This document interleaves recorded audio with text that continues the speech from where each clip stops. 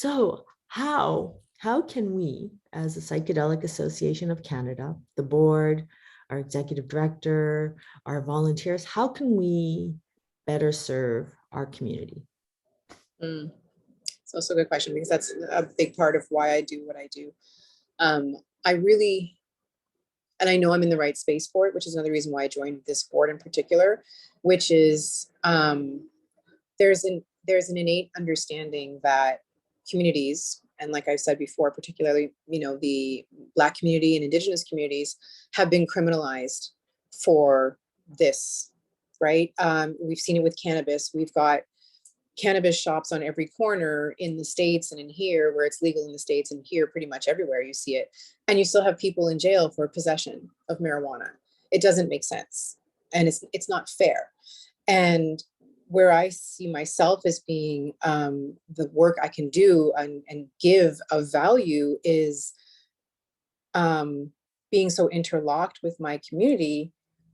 I'm making sure that as the narrative goes forward and we're just barreling ahead and helping to give all Canadians and all people really the right to use and to choose, that we need to bring along the people who have been penalized in the past.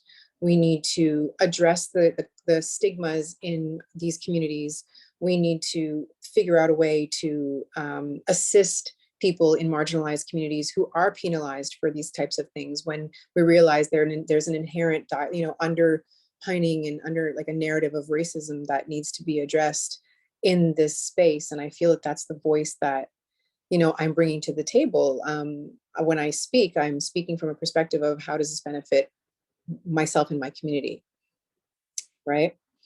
So I think that keeping that in mind and bringing people along for the ride instead of viewing them as an afterthought is one of the most important things that we can do as an organization. And it's how we do the work as authentically as possible, by instead of getting to where we want to get and being like, oh, what about Joe and Sally that we forgot back there? No, Joe and Sally have been here all along, and Joe and Sally have told you what they want and what they need and who they are. And we've included them in our forward planning and our strategic planning and all of our discussions. We have never seen any group as marginalized to the point where we'll come back for them later. That's not how this works.